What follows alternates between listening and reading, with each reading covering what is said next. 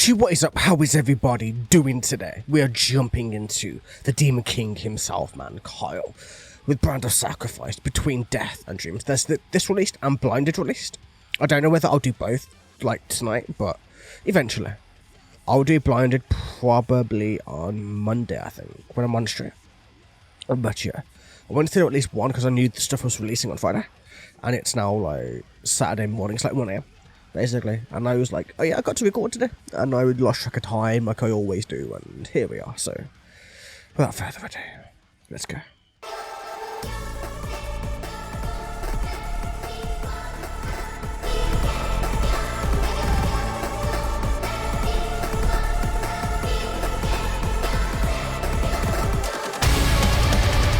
This sounds cool, man. This sounds anime-like, man. I don't know why, but really anime-like underneath it.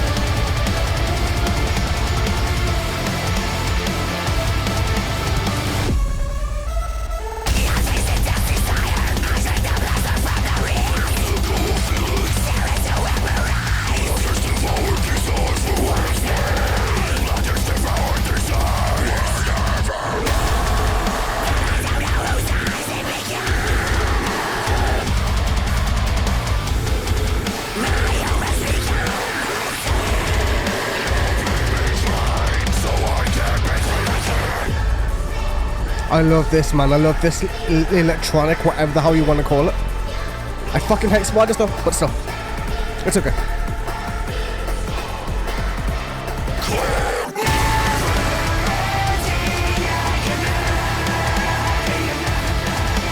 This is totally, oh my anime, this is so different for Brand of Sacrifice. So different.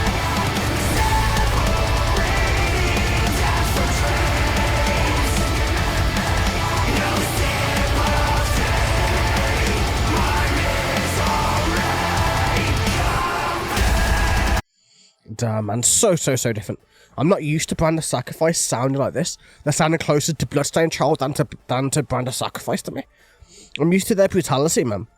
I know they love their electronic effects in parts of it, man, but to this degree is going more anime-like, man, but it's cool. Like, I love this genre of music, like, you know, this specific, like I'm a massive, like, anime fan, I'm a massive deathcore fan.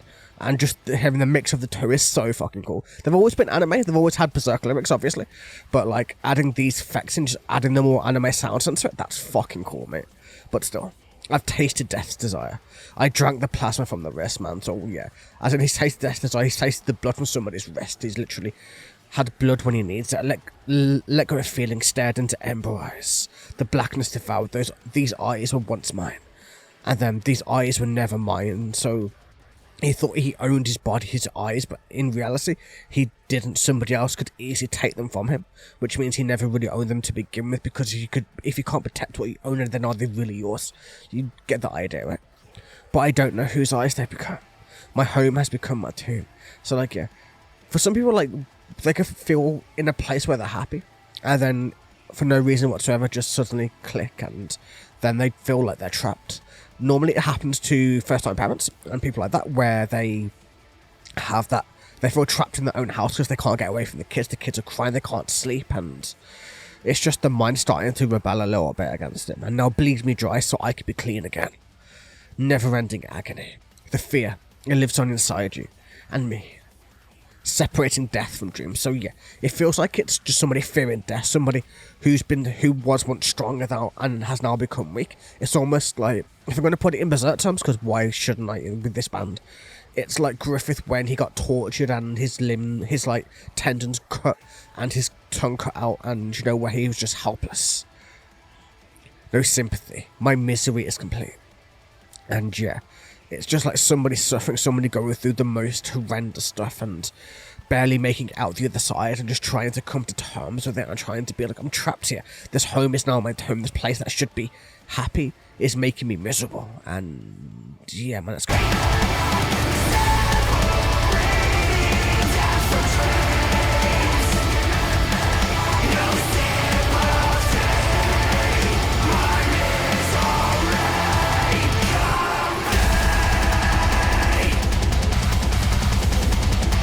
Ooh, man, I think we're going to go a bit heavier.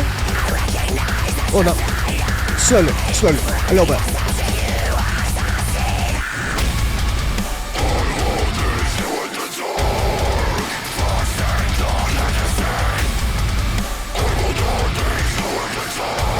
I love this, man. The electronic deathcore is so fucking cool, man.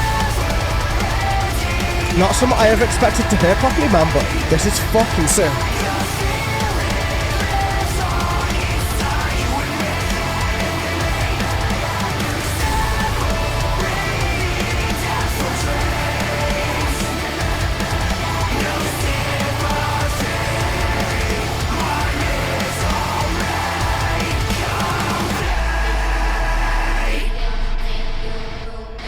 Oh no. We're going into something, man. We're going into something. We're going into something, man.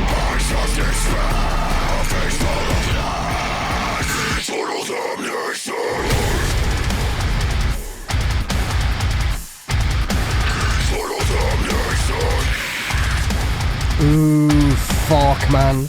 Let's go, man.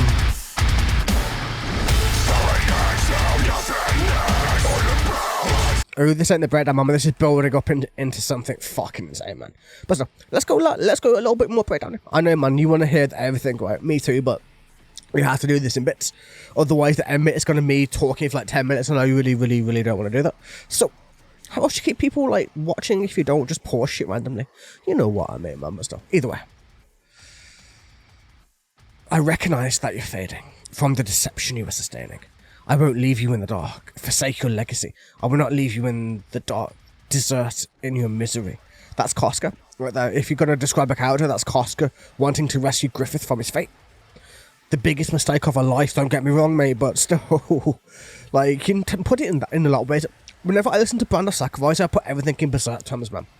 I can't help it. Like, Berserk is my favourite manga, man. I have it like a sleeve on my leg of it, man. It's literally a huge part of my life. Something that I know front to back. I've read it loads of times. You get the idea, man. I recognise that fading. You're done eternal damnation. Staring into nothingness. I am bound by fate with blood upon my hands. Writhing in hopelessness. Ensnared by the desolate screams. Like, the desolate screams are the ones inside of his head, his tortured past. The things of his dream crashing upon him. The things of, like, your internal loneliness, man. If you want to put it into human terms, imagine you're going through the worst day of your life, and that day keeps going and going and going into days and then weeks into months. That's depression, and that darkness becomes your life, and now you have to find a way to find the light within that. And the blood upon my hands and that type of thing is just like the sins of your past is like blood on your hands. Like, we all have bad memories we think back upon, and like we cringe or we shiver or we get a little bit freaked out from it, and it's just a normal process that we all go through for the most part, man. But still.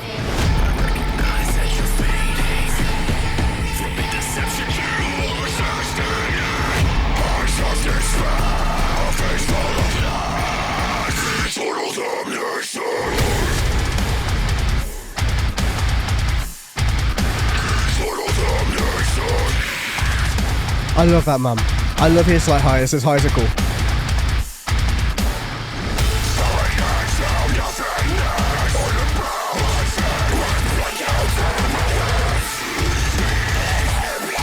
Boy, man, that dude's a bit of concept. Man, to celebrate. Is it a celebrate from Hellraiser? Whichever way.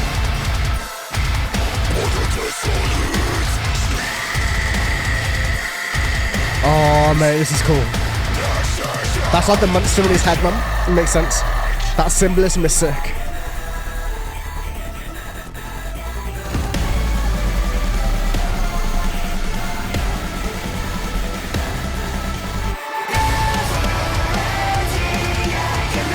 I have a feeling that Emmett's gonna fucking drop, mate, but we will see.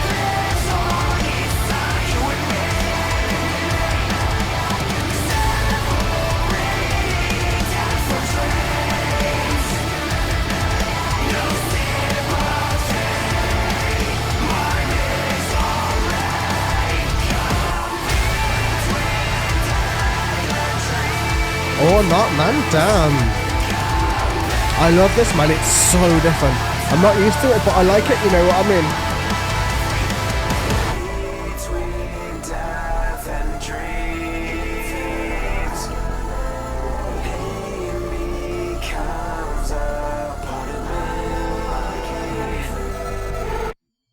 Damn, different, man. Not what I was expecting, but I don't hate it at the same time. But yeah, this describes it perfectly. You can definitely put this towards Griffith. Between death and dreams, eternal agony. Pain becomes a part of me. I know I can't break free. That's his torture.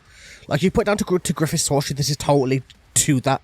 If you want to put it in berserk terms, but in human terms, it's deeper. There's so much you can really read into it.